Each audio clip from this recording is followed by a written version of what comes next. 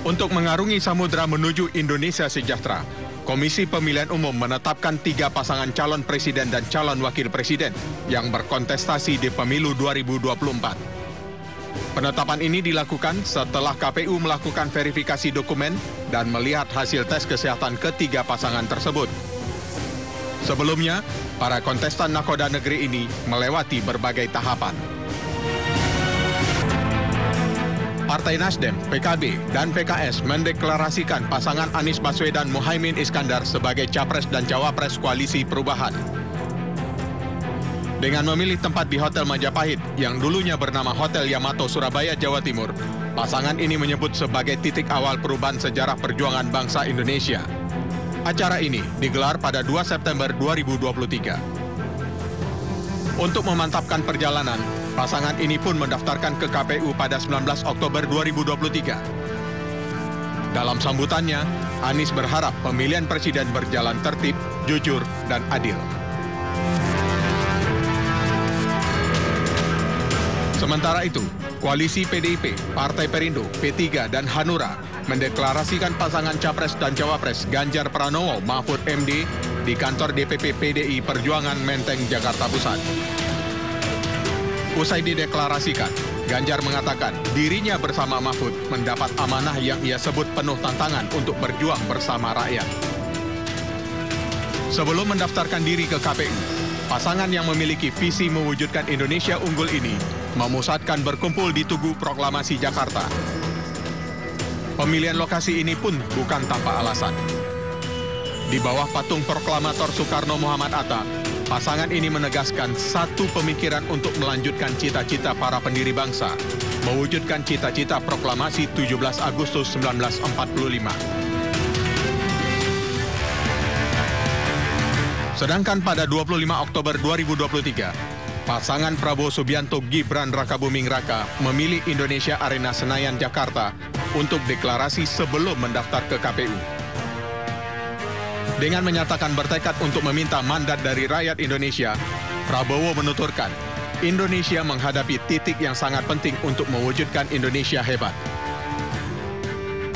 Mengingat batas akhir pendaftaran Capres-Cawapres, usai deklarasi, dengan didampingi para ketua umum parpol pengusung, Partai Golkar, PAN, dan Partai Demokrat, Prabowo Gibran pun langsung menuju gedung KPU. Di hadapan para pendukungnya, Prabowo menyatakan siap bertanding dengan membawa program, visi, misi, dan strategi untuk melanjutkan pembangunan dan mengantarkan Indonesia sampai menjadi negara maju dan makmur.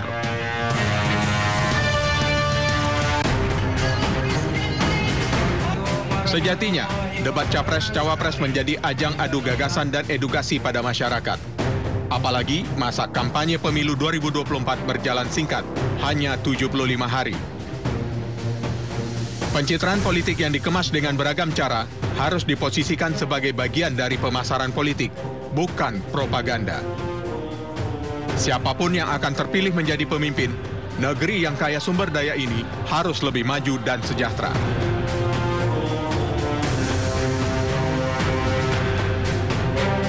Pemirsa, kita akan memperbaharui informasi terkini dari lokasi debat ketiga di Istora Senayan, Jakarta. Ada rekan kami, Yasmin Atania.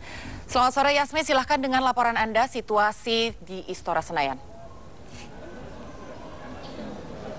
Ya, selamat sore Agita, juga pemirsa. 1 jam setengah menjelang pelaksanaan debat Pilpres ketiga yang akan berlangsung mulai pukul 7 waktu Indonesia Barat, maksud kami mulai pukul 19 waktu Indonesia Barat. Suasana di Istora Senayan semakin ramai, tentunya dengan kedatangan para pendukung paslon, baik itu paslon 01, 02 maupun 03 yang terus menyuarakan yel-yelnya di depan gedung Istora Senayan, Jakarta. Adapun tempat saya melaporkan saat ini merupakan jalur untuk pintu masuk dari para pendukung Capres dan juga tamu VVIP serta sekjen-sekjen partai. Tadi kami sempat mewawancarai ada Sekjen PDIP Hasto Kristianto, kemudian juga tadi ada dari Deputi Hukum TPN Ganjar Mahfud Todung Mulya Lubis, yang mana mereka optimis bahwa paslon nomor urut 3 Ganjar Mahfud ini dapat menjawab seluruh pertanyaan dari panelis, kemudian juga tentunya terkait dengan tema yang diangkat untuk hari ini terkait pertahanan keamanan negara. Ini akan disuarakan begitu ya, sesuai dengan apa yang mereka sudah persiapkan begitu. Dan kami saat ini memantau dari titik ini, melihat masih terus banyaknya para pendukung paslon yang berdatangan untuk memenuhi atau memasuki gedung area Istora Senayan Jakarta untuk menonton secara langsung gelaran ini. Pasalnya terkait dengan jumlah pendukung ini masih sama, tidak ada bedanya jika dibandingkan dengan debat Pilpres pada yang pertama ataupun yang kedua dan yang ketiga. Untuk sistemnya masih sama, mekanismenya masih sama. Yang berbeda hanyalah terkait dengan beberapa sistem yang sudah menjadi evaluasi sebelumnya, yakni adanya terkait dengan yang capres hanya menggunakan satu mikrofon, kemudian capres harus tetap di podium dan juga capres tidak boleh mengajukan pertanyaan singkatan.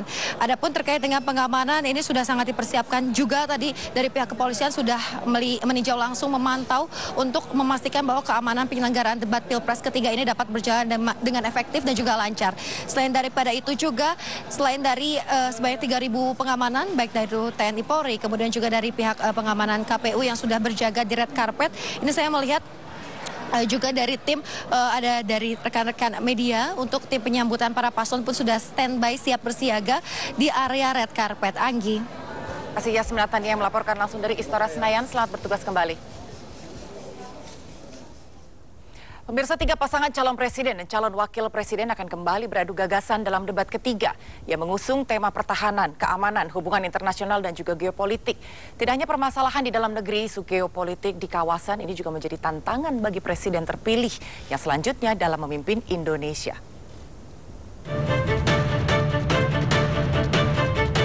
Tiga pasangan calon presiden dan calon wakil presiden akan kembali beradu gagasan dalam debat ketiga yang mengusung tema pertahanan, keamanan, hubungan internasional, dan geopolitik.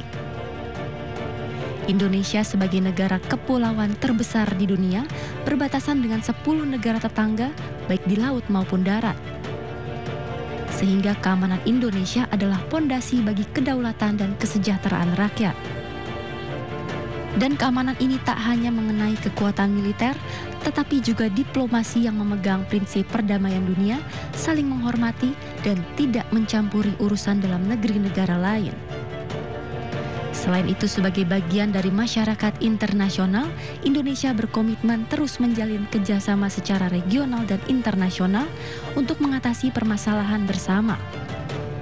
Seperti konflik batas negara, pencurian sumber daya alam laut, perompakan, terorisme, dan perdagangan manusia. Karena itu, calon pemimpin masa depan Indonesia harus dapat meningkatkan keamanan dan pertahanan untuk memperkuat posisi Indonesia di panggung dunia.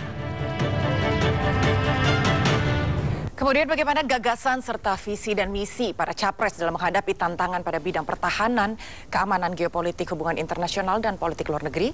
Kami sudah bersama juru bicara dari masing-masing paslon, pemirsa. Ada Timnas Anies Muhaimin, Helmi Faisal Zaini. Selamat sore, Mas Helmi. Dan kemudian juga ada perwakilan dari TKN Prabowo Gibran, Hamdan Hamedan. Selamat sore, Mas Hamdan. Selamat sore. Dan juga telah hadir bersama dengan kami di studio TPN Ganjar Mahfud oleh Noto Sunoto. Selamat sore, Mas Noto. Selamat sore. Sekarang kita akan menyaksikan bagaimana debat ketiga yang dalam hitungan jam. Saya mau nanya dari Mas Helmi dulu, tapi nanti bisa dilanjutkan oleh masing-masing juru bicara. Bisa disampaikan visi misi paslon Anda untuk debat ketiga ini?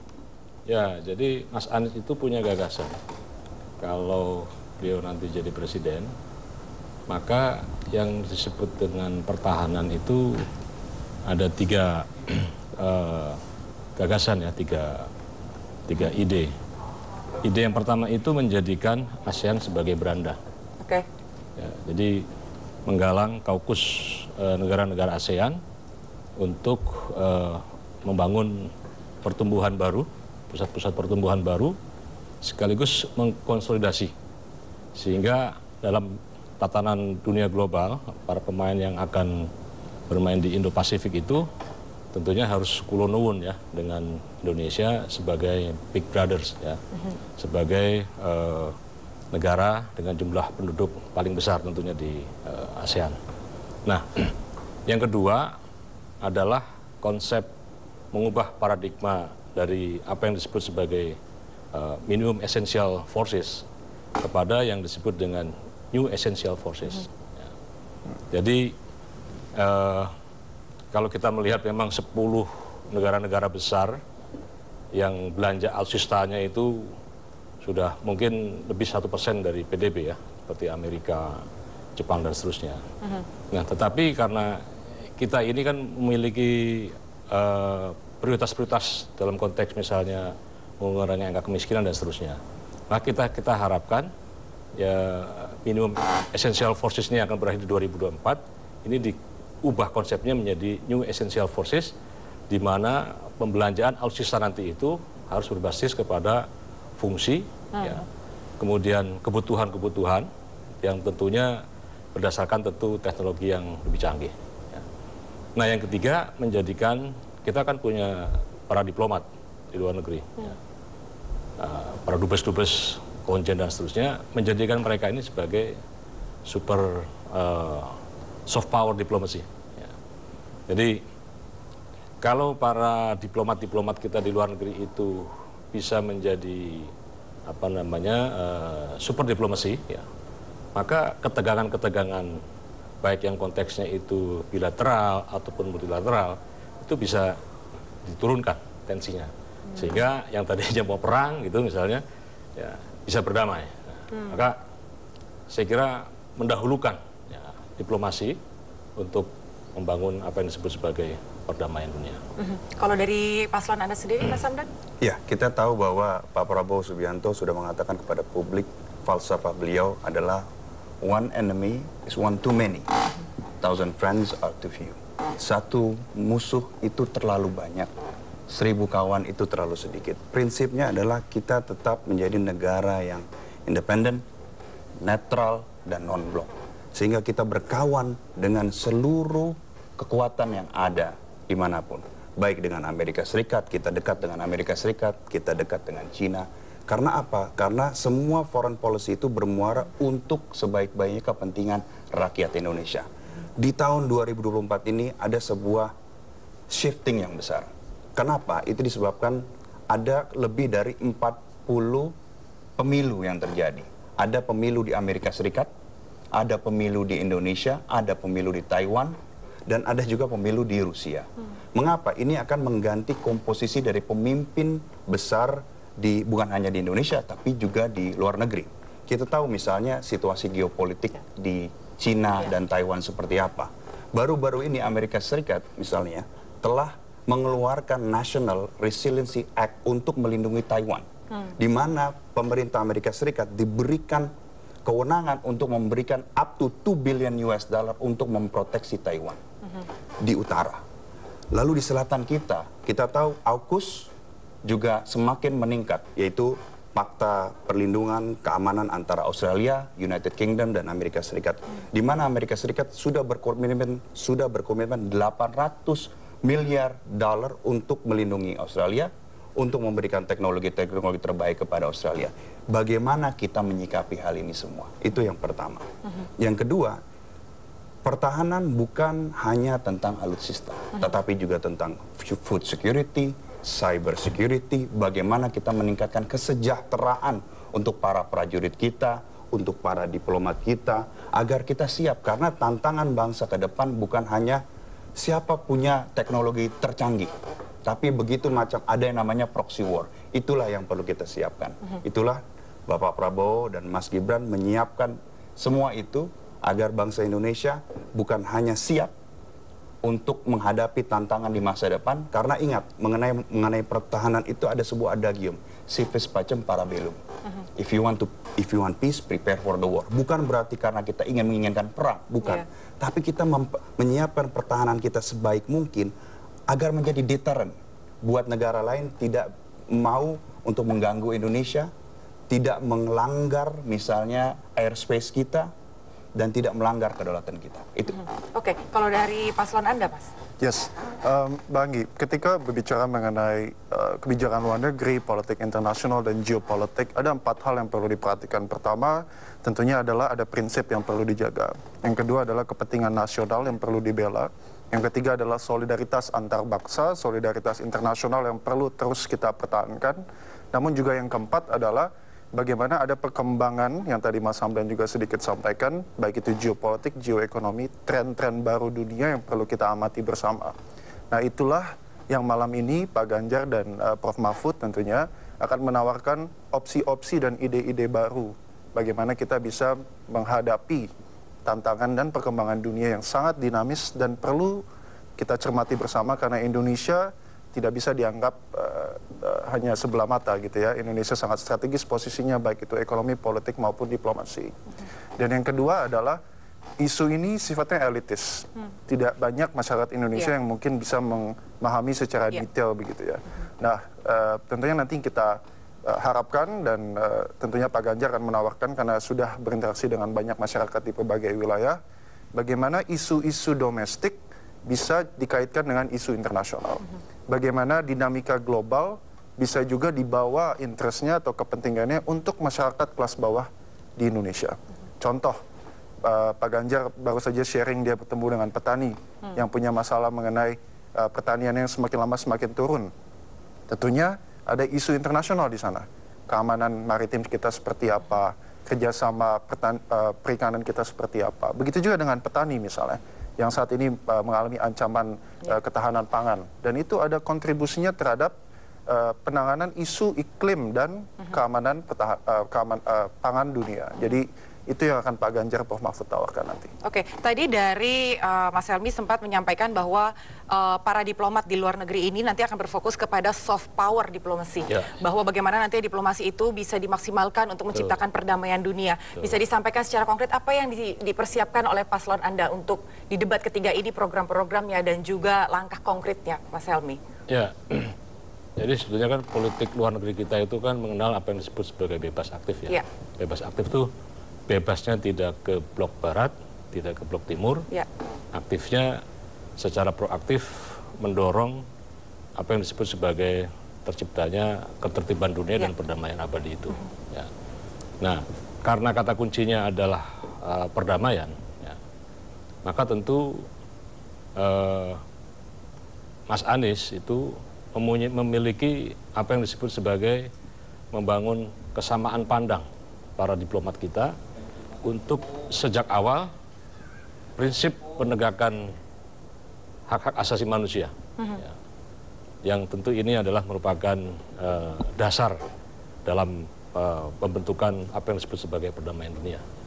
Nah, maka kalau saya boleh memberikan penilaian ya dari 3 capres ini yang punya rekam jejak yang sangat baik ya untuk memimpin Indonesia di kancah percaturan dunia, itu Mas Anies Rashid Baswedan. Dia nggak punya masa lalu soal pelanggaran HAM misalnya, ya. Karena menjadi pemimpin dunia ini kan harus membutuhkan trust, kepercayaan dari para pemimpin dunia. Ya. Nah, tentu dibutuhkan seorang calon presiden yang punya rekam jejak yang baik. Nah, jadi persiapan-persiapan Mas Anies saya kira mengalir saja malam hari ini, ya. Dan tentunya ide-ide gagasan yang tadi disampaikan rasa-rasanya akan menjadi sesuatu yang baru, ya. Mengingat selama ini kita banyak sekali kritik terhadap pembelajaran alutsista yang dianggap ugal-ugalan. Ya. Misalnya temuan BPK kan kita lihat ada berapa helikopter yang tidak bisa dipakai, ya. Ada berapa aset-aset negara yang hilang, tidak ditemukan. Ya. Jadi ini menurut saya menjadi catatan penting kita untuk memperbaiki tentang konsep alutsista. Nah, yang bagian lain adalah yang disebut pertahanan itu sebetulnya tidak hanya berbasis kepada matra darat, laut, udara saja, ya. Tapi juga adalah apa yang disebut sebagai cyber security. Ya, kita bayangin coba, sudah jutaan manusia Indonesia ini yang jadi korban judi online, ya, yang operatornya adanya di Phnom Penh kan gitu. Dan transaksinya setiap tahun sampai ratusan triliun. Sampai hari ini boleh kita bertanya kepada siapapun, apakah ada penanganan yang serius? Ya, itu menunjukkan bahwa kita nggak punya ketahanan pada sektor cyber. Ya. Belum lagi terbukanya di berbagai macam border kita, ya, narkoba, perdagangan orang, ya, dan seterusnya, ya, trafficking. Ini saya kira menjadi isu-isu yang menurut saya memerlukan apa yang disebut sebagai perubahan. Dan di sini Mas Anies dengan Gus Muhaimin Iskandar ini hadir dengan nomor urut 1. Tadi sempat disinggung Mas Hamdan, dan ini memang sudah banyak sekali dipertanyakan dan dikritisi oleh publik terkait dengan pembelanjaan alutsista yang telah dilakukan oleh paslon Anda. Ini angkanya 380 triliun, hutang negara meningkat. Bagaimana Anda bisa menjawab keresahan publik dari paslon Anda? Belum jadi presiden, tapi hutangnya sudah meningkat 380 T.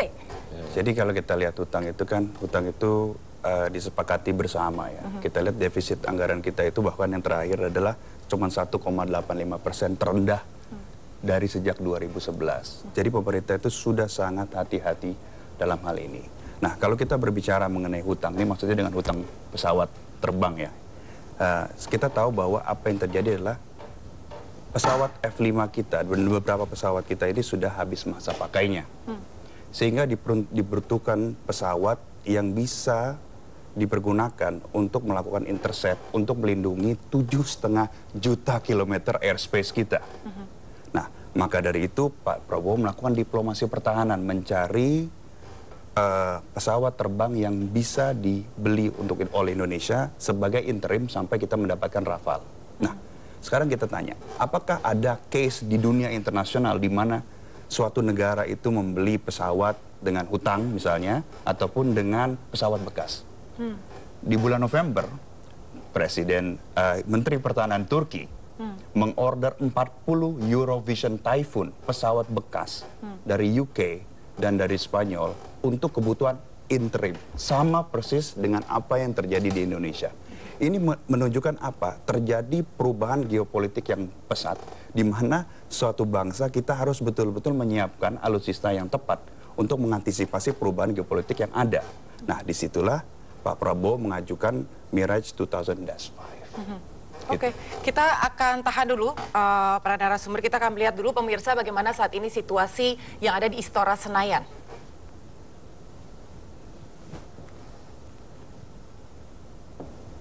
Ya, pemirsa, saat ini kita bisa lihat di layar kaca bahwa Ketua Umum dari Partai Perindo, Haritanu Sudibyo, telah tiba di Istora Senayan untuk menyaksikan secara langsung debat ketiga Pilpres 2024 bersama dengan rekan kami Gede untuk menanyakan dan juga mewawancara bagaimana nantinya kesiapan debat tiga Capres ini akan berlangsung. Persiapan saya sebagai apa? Kalau sebagai MNC saya rasa sangat siap. Teman-teman ini kan sudah biasa. Buat acara kecil, besar, tiap hari pun juga bisa. Jadi kalau dari persiapan broadcast, produksinya pasti sangat baik, saya yakin itu. Apalagi ini ditopang RCTI, MNC TV, ada GTV dan iNews juga. Sebagai media official broadcast hari ini, Pak, harapan Bapak dalam penyelenggaraan ini seperti apa, Pak? Saya berharap tentunya pelaksananya bagus, profesional, karena bukan broadcast saja, juga nanti hostnya ya, moderatornya kan dari kami juga. Jadi ya saya percaya mereka pasti akan melakukan tugasnya dengan baik. Nah, kemudian Pak, sebagai bentuk dukungan Bapak Ketua Umum Perindo, Pak, terhadap acara ini seperti apa, Pak? Ya, tentunya acara ini saya sebagai Ketua Umum Partai Perindo berharap dan mendukung jalannya sepenuhnya secara profesional, secara lancar. Bahkan saya sendiri memastikan kemarin kepada tim, saya tanya semua apakah persiapannya sudah matang dan ternyata sangat baik. Baik, terima kasih banyak Pak Ari atas waktunya, Pak. Semoga hari ini bisa lancar show kita dan ke depan memberikan dampak yang baik kepada pemirsa kita yang ada di rumah. Terima kasih Bapak. Terima kasih Pak. Ya, dan demikian pemirsa. Ya, pemirsa, itu tadi wawancara sekilas bersama dengan Ketua Umum Perindo, Haritanu Sudibyo, dan saat ini kami juga masih akan melanjutkan dialog terkait dengan visi dan misi program-program dari Capres nomor 1, 2, dan juga 3. Tapi kita akan jeda sesaat, kami akan kembali usai jeda pemirsa. Tetap bersama kami.